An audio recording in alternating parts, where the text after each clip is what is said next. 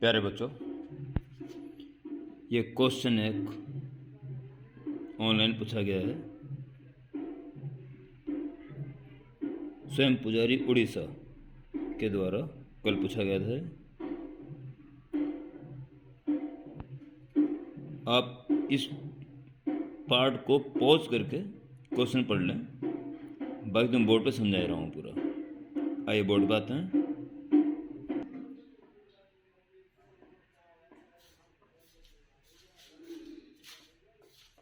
Yes प्यारे बच्चों, तो ग्रेविटेशन का क्वेश्चन है 79।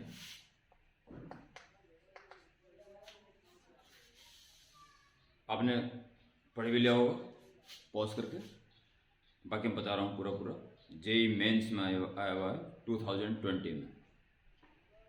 ए satellite of mass m is launched vertically upward with an initial speed u from the surface of the earth.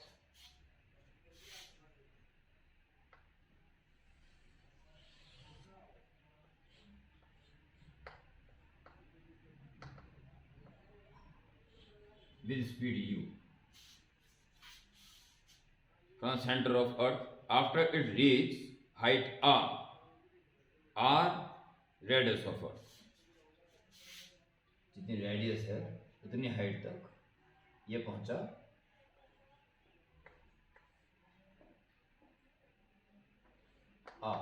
It's also जब वो यहां पहुंचा, after it reach height r, it ejects a rocket of mass m/10, so that subsequently the satellite moves in a circular orbit।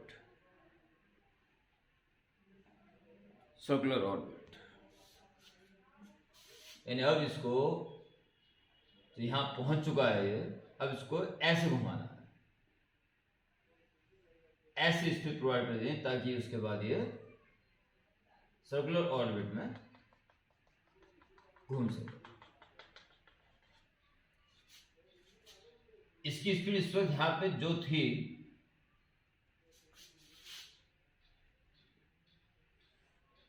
जब पहुंच चुका था,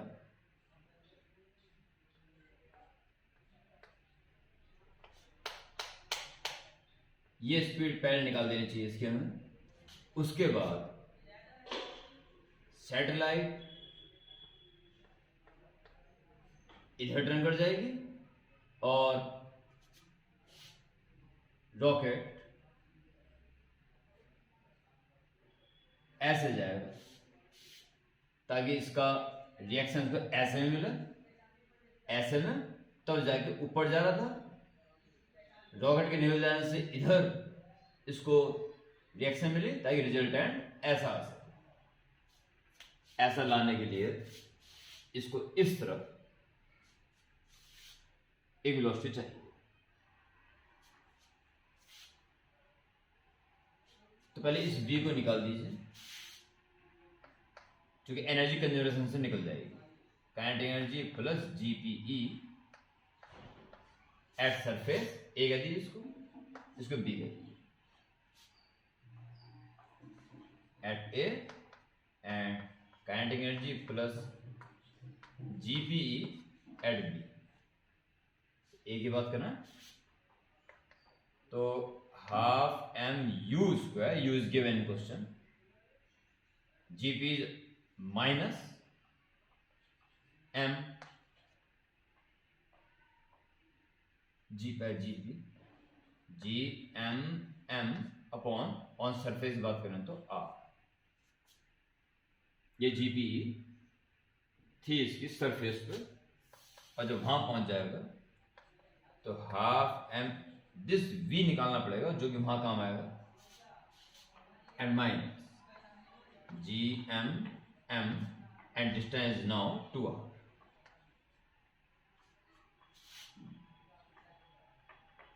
ये m/2 common आ जाएगा, और कॉमन आने के बाद m/2 और m/2 तो इंटू 2/2 कर लेना, तो m/2 कर जाएगा।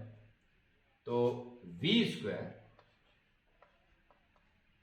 इज इक्वल टू, इसको देख लीजिए प्लस बन जाएगा, u स्क्वायर ऐसे रहने दीजिए and plus gm upon r and minus gm upon 2r, sorry upon 2 कर दिया था, ऊपर 2 gm upon r. Okay, so v square is equal to u square, this minus this minus gm upon r. ये चीज हमारे कहीं ना कहीं काम आएगी, ये चीज स्क्रीन में दिखनी चाहिए आपको, और ठीक है दिखाई दे रही है, सही है. चलिए अब यहां की बात करते हैं.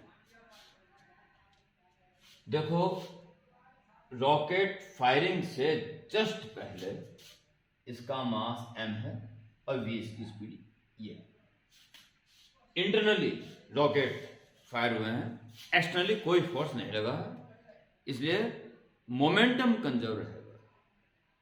रॉकेट फायरिंग से जस्ट पहले मोमेंटम है m इंटू वी, जहां की v से निकल जाएगा.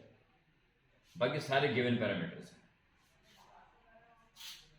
रॉकेट फायरिंग के बाद भी ऊपर की तरफ mv मोमेंटम ही रहना चाहिए.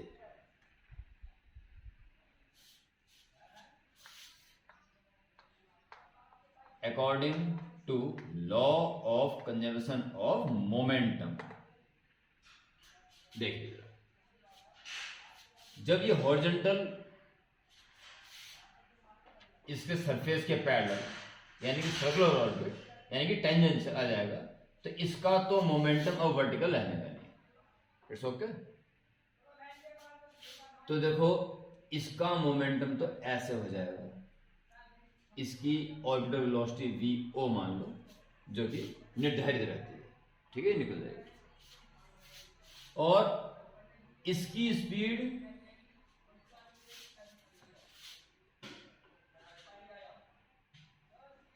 एक कंपोनेंट ये हो जाएगा और एक कंपोनेंट ये हो जाएगा. इस स्पीड का ये अलग अलग स्पीड में निकालेंगे तो रिजल्टेंट निकल जाएगी उसकी, ठीक है. इसका मास बता रहा है वो m/10, तो इसका बचेगा 9m/10.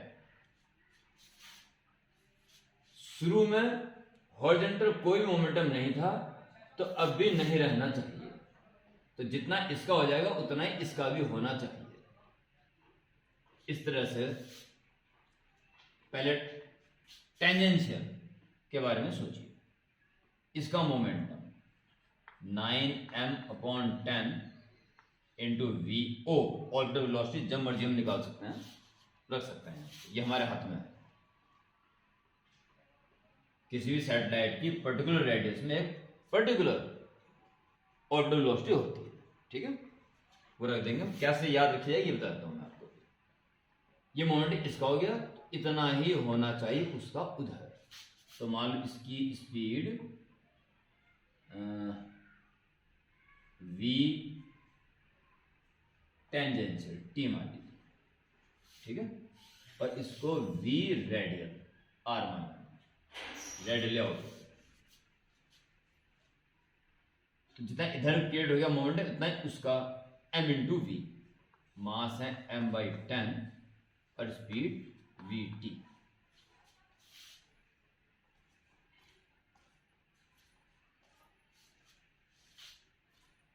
m/10 से m/10 कैंसिल.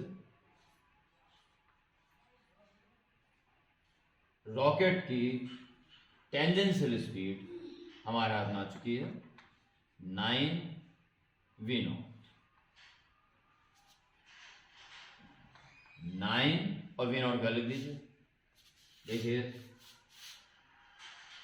सैटेलाइट सेंटर से r डिस्टेंस पे जो सैटेलाइट मूव करता है, उसी ऑर्बिटल वेलोसिटी का formula √gm/r,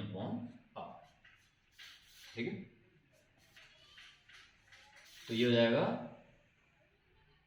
√g M upon distance जाएगी आर प्लस आर 2r। ये हमारे काम आएगा।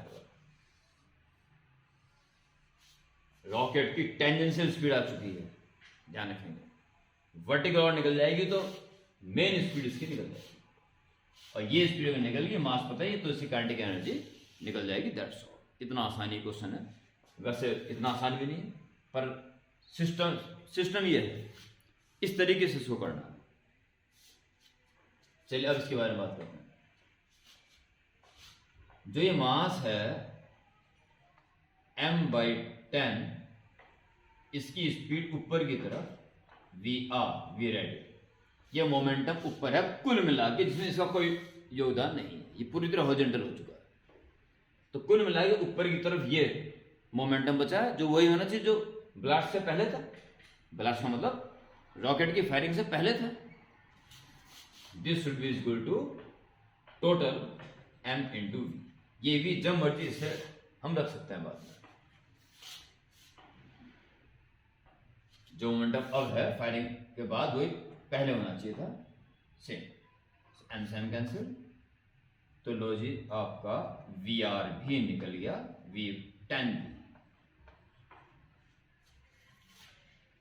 V इससे रख देंगे जब मर्जी। और मेरे ख्याल से अब आप फाइनल स्टेप की तरफ चल रहे हैं।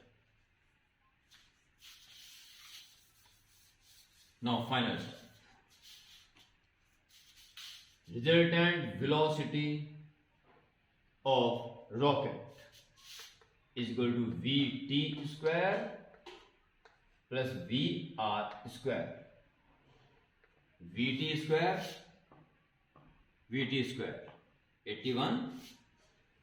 81 और अंडर हट जाएगा, स्क्वायर करोगे तो 81 gm upon 2r plus VR square 100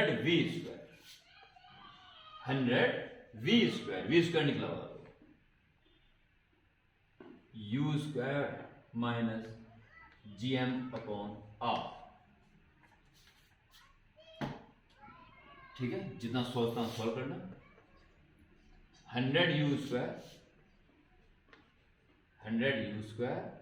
और plus 81 GM upon 2R and minus 100 GM upon R। 100 U square minus 2R कर देंगे इसको, तो 200 हो जाएगा। 81 माइनस 200 माइनस 81 माइनस 200 119, सही है। 81 माइनस 200 120, एक और घटा 119, ठीक है, minus upon 2R। So kinetic energy of rocket is equal half mv square, half और मास है उसका रॉकेट का m/10 और v स्क्वायर, ये v स्क्वायर ही है पूरा। 100 u स्क्वायर माइनस x, अच्छा ये छूट गया था gm, ठीक है, हो गया 119 gm अपॉन 2r। ये स्क्रीन आउट तो नहीं हो रहा, बॉल ये ओके। इसके जितने भी ऑप्शंस हैं, जिस क्वेश्चन के ऑप्शन भेजे गए हैं, मैं सब में यू स्क्वायर, एक में तो यू ही है, वो तो कंफर्म यू तो हो ही नहीं सकता, वो तो डायमेंशनली इनकरेक्ट हो गया। अच्छा वो होल स्क्वायर, खैर उसका चांस नहीं।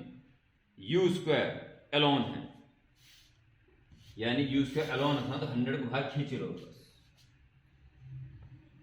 m अपॉन 20 और 100 take as common, U square minus 100 upon बच जाएगा, तो 119 gm अपॉन 200 आर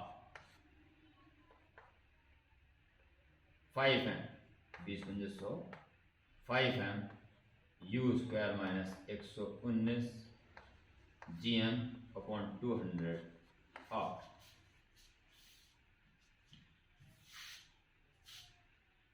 तो accurate option 1 is correct. Okay.